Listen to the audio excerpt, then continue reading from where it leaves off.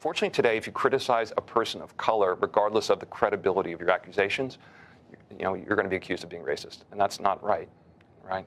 I'm an equal opportunity criticizer, but I do want to get to the topic of. Let me explain. So that was the catalytic moment, and then that was December 10th or December 9th, that congressional hearing, and 2 days later, the Harvard board said we're unanimously in support of President Gay, and then this whole plagiarism thing kind of erupted. It was sort of out there, and then more and more findings were found.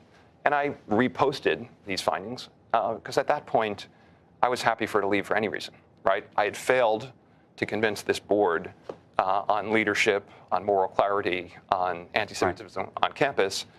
And then this plagiarism thing started to get some legs. And it's not like I discouraged it. It was not I didn't look for it. It was found by others. But in fact, I thought it was disappointing that what the perception that the catalyst for the resignation was plagiarism, as opposed to a failure to address anti-Semitism. Well, let me ask you about the plagiarism charge, though, however. Sure. Which is now that you have been on the other side and your wife is being accused of plagiarism herself. Sure. And you have disputed that it is plagiarism. You've argued around the idea and the definition of plagiarism. What does it mean to be able to cite somebody but not necessarily put quote marks around it?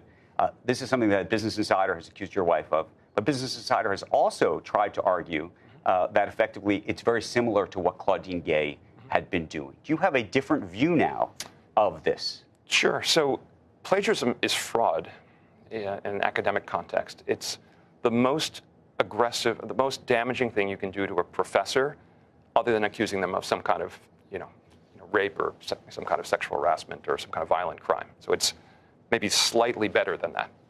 So it's a very serious crime. And it is, for that reason, when a professor is accused of plagiarism, it's a very serious process that goes underway to determine whether or not it's plagiarism. Now, it doesn't take 6 months, which is a typical period for assessing whether a professor has committed plagiarism, to determine whether they had a footnote or quotation marks. It's about intent. Did the professor intentionally steal someone else's ideas? And one of the indicia, if you will, of plagiarism is, where they're using someone else's words or they're not putting a footnote. The question is that an oversight or is that intentionally theft? And the things that you want to look at in determining whether or not it was intentional or not, you're trying to get into the mind of the person, is how pervasive is it, right?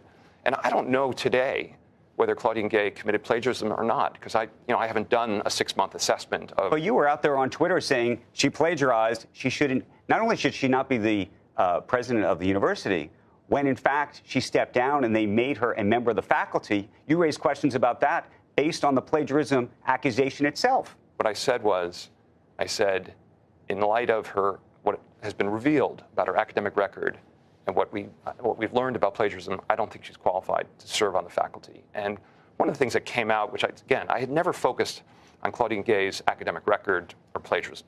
But what I learned sort of after the fact is that she published 11 articles, not a dissertation, 11 articles in journals. And if you look at what's required to be a professor at Harvard, if you're in the field of social sciences, that's a very, very small, very limited academic record.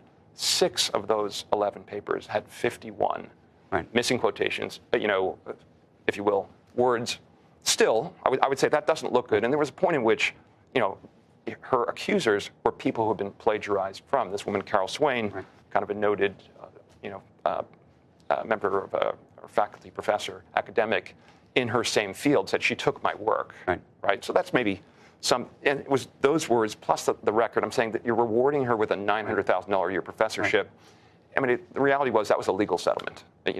So I said so. But my activism on Claudine Gay, I don't want to distract from the fact that it was about, and just yesterday, and I just tweeted this out, there was a 73-page complaint kind of leveled at Harvard. I encourage everyone to read it, and it outlines some of the things I'd seen when I went up to campus and learned about, but it's basically 50 pages of anti-Semitic acts on campus.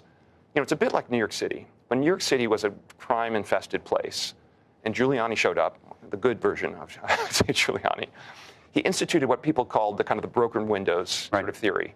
He cracked down on even small violations like the squeegee guys. What happened at Harvard is the protesters kind of tested the administration. And then incrementally, they started violating more and more and more rules, and there were no consequences. And that's why they felt comfortable going into University Hall. You are now planning to, if you haven't already begun, effectively scrubbing the records of professors everywhere, especially at MIT, because you believe that's where the accusations against your wife came from. No, that's to make a point. Okay, so just briefly on plagiarism. So plagiarism is fraud. It depends on the intent and the degree to some extent. And, getting back to Neri. Right. So Neri's thesis, 330 pages. Business Insider found 4 paragraphs, okay, where she had used words and gave proper attribution but without quotation marks, 4. And then 1 sentence where she missed an attribution. Right. By the way, the same person whom she missed an attribution for, she referenced 8 other times and properly referenced that person. So again, stick with me, Andrew, it's important, it's my wife. Okay, so if I'm an academic panel assessing this, I would say, out of the 2,700, paragraphs, 4 she had attribution, clearly not theft of intellectual property. There's nothing special about those words. It's not like quoting Shakespeare, okay?